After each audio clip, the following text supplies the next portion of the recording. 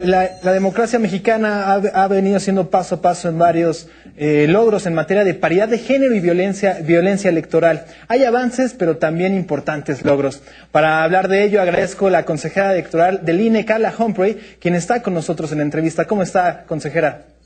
Hola, buenas tardes. Qué gusto estar aquí y un saludo a tu auditorio. Un placer, consejera. ¿Qué balance podemos tener de la paridad de género en cuestión electoral? Pues creo que hemos avanzado mucho a partir de 2014, que se introdujo el principio de paridad en nuestra Constitución. En aquel momento, el principio de paridad hablaba solo de paridad en las postulaciones, no en la integración final de los órganos. Gracias a esta primera legislatura de la paridad, se lograron dos cosas importantes. Primero, la aprobación de esta reforma de paridad total, que ahora habla de paridad en la integración de los tres poderes del Estado, de los tres niveles de gobierno, de los órganos autónomos y bajo sistemas normativos internos.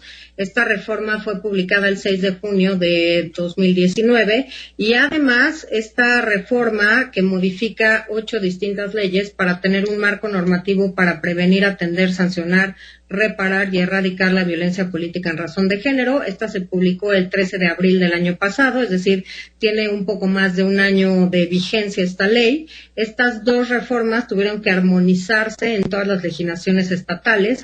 Desafortunadamente hay 2 o 3 entidades federativas en las que no se armonizó, Nuevo León una de ellas, Baja California otra, y por ahí me queda otra, que era su obligación constitucional. Por eso la Sala Superior del Tribunal Electoral del Poder Judicial de la Federación mandató, por ejemplo, al Congreso de Nuevo León a de manera inmediata, y dado que ya no podía operar porque no hay reformas electorales, digamos, sustantivas, 90 días antes de los procesos electorales, obligó al Instituto Estatal de Nuevo León a crear ciertos lineamientos para garantizar a las mujeres de Nuevo León poder contender en condiciones primero de paridad y después en contextos libres de violencia, con la aprobación de este marco regulatorio para combatir la violencia política en razón de género.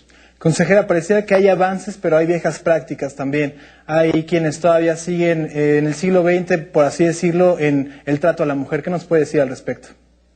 Pues creo que es un tema cultural, primero que nada, de educación, que eso cuesta mucho más trabajo cambiar y que estas reformas inciden en avanzar, digamos, por distintas reformas legales a que las mujeres puedan ocupar los cargos públicos que tienen derecho a ocupar. Por eso decimos que en el ámbito político electoral hemos avanzado mucho con estas reformas, hemos garantizado la paridad primero en postulaciones, que si bien no inciden resultados, esta reforma hizo posible esta primera legislatura de la paridad en 2018, que ha hecho logros importantes en materia de derechos políticos y electorales, pero también en otras materias, favoreciendo también a las mujeres y a distintos grupos en situación de vulnerabilidad. Y por supuesto, ahora creo que hay una lupa importante en todos estos casos de violencia política para evitar que sigan, digamos, difundiéndose estas viejas costumbres en que las mujeres eran violentadas si querían ocupar distintos cargos públicos, si querían contender internamente, por ejemplo, para ocupar un cargo en la dirección de un partido político, por supuesto un cargo de elección popular, y siguen siendo violentadas, y no es tampoco ninguna novedad, desafortunadamente, cuando ya ocupan estos espacios públicos. Así que esta protección o este marco normativo para combatir la violencia política protege a las mujeres no solamente que compiten al interior de los partidos políticos, también en sus campañas electorales y, por supuesto, cuando ya ocupan un cargo de elección popular.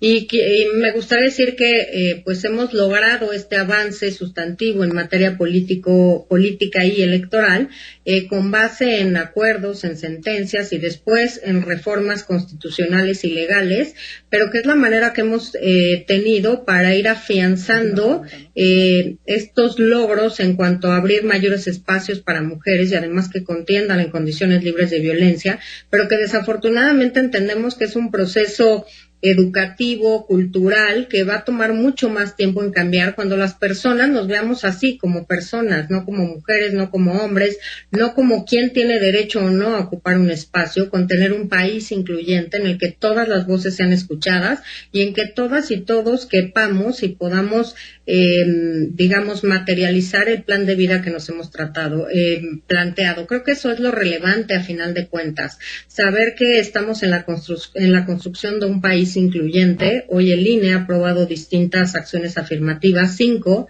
el mayor número de acciones afirmativas en nuestra historia democrática, y es así como creemos que tiene que avanzar nuestra cultura democrática, nuestra inclusión, nuestra tolerancia y nuestro respeto entre las personas que queremos o que quieren ocupar un cargo de elección popular. Consejera, le agradezco su tiempo en Canal 14 y la veremos otra vez aquí en Radiografía Electoral.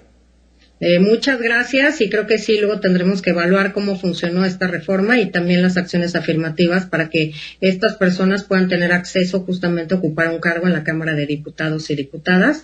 Te agradezco este espacio y saludos a tu auditorio. Buenas tardes, hasta luego. Buenas tardes.